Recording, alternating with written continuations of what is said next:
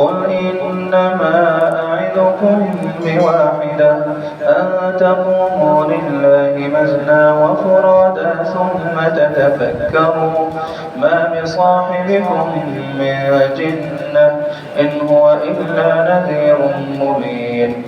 إن هو إلا نذير لكم بين يدي عذاب شديد قل ما سألتكم من أجر فهو لكم إن أجري إلا على الله وهو على كل شيء شهيد قل إن ربي يقذف بالحق علام الغيوب قل جاء الحق وما يبدئ الباطل وما يعيد قل إن ضللت فإنما أضل على نفسي وإن اهتديت فبما يوحي إلي ربي إنه سميع قريب ولو ترى إذ فزعوا فلا فوت وأخذوا من مكان قريب وقالوا آمنا به وأنى لهم التناوش من مكان بعيد وقد كفروا به من قبل ويقذفون بالغيب من مكان بعيد وحيل بينهم وبين ما يشتهون كما فعل بأشياعهم من قبل إنهم كانوا في شك مريب بسم الله الرحمن الرحيم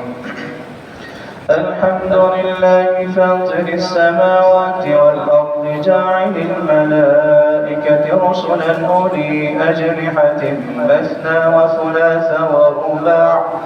يزيد في الخلق ما يشاء إن الله على كل شيء قدير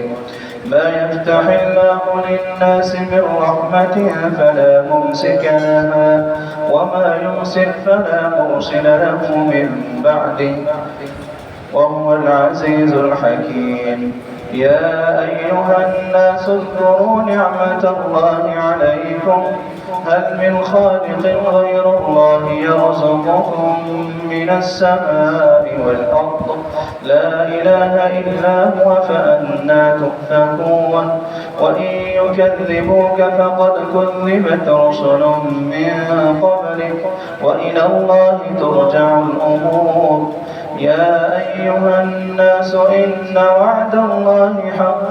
فلا تغرنكم الحياة الدنيا ولا يغرنكم بالله الغرور إن الشيطان لكم عدو فاتخذوه عدوا إنما يدعو حزبه ليكونوا من أصحاب السعير الذين كفروا لهم عذاب شديد والذين آمنوا وعملوا الصالحات لهم مغفرة وأجر كبير